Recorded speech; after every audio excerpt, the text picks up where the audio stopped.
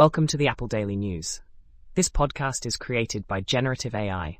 Today is July 29th, 2024. Links to all stories can be found in the episode notes. In a dramatic rescue amidst ongoing wildfires, 4 women camping on the Macbeth icefields in British Columbia were saved by a search and rescue team. The Argenta Creek wildfire posed a significant threat, with embers falling on their tent, prompting them to send a distress signal via Apple's emergency SOS feature. Despite thick smoke and challenging conditions, the rescue team located the women, who were well prepared and could have survived for several days.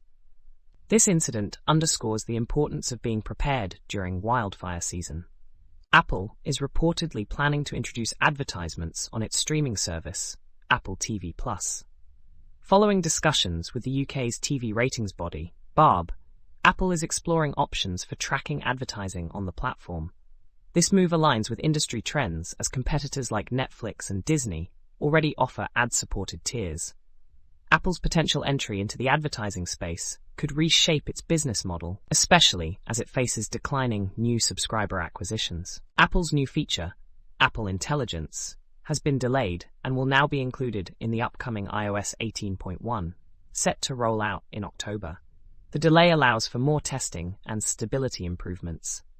The iPhone 16 series will launch without these features, requiring a software update later. Some anticipated features, like an updated Siri, will debut in 2025. This delay reflects Apple's commitment to releasing a stable product. The Apple II documentation project offers a treasure trove of resources related to the Apple II computer system. Categories include books, chips, companies, and more, with recent updates to the interface cards category. This well-maintained archive is invaluable for enthusiasts and researchers interested in the Apple II's history and technical details. The open-source Vulkan driver for Apple GPUs, named Honeycrisp, has been merged into the Mesa 24.3 feature release. Developed by Alyssa Rosenzweig, this driver supports Apple Silicon GPUs like the M1 and M2. However, it is not yet ready for end-user applications due to performance limitations and ongoing development. This marks a significant step forward for Vulkan support on Apple hardware within the Linux ecosystem. As the Apple Card approaches its 5-year anniversary, there are calls for a revamp, especially with Goldman Sachs set to exit its partnership with Apple. Suggestions include expanding the 3% cashback category to grocery stores and increasing the cashback rate on Apple purchases. Improving the approval process for younger users is also recommended. These changes could enhance the Apple Card's competitiveness in the credit card market. The discussion on whether Apple Silicon chips, specifically the M2 and M3 models, support nested virtualization has garnered attention. While the hardware supports nested virtualization, Apple has not yet provided user-level software support in macOS.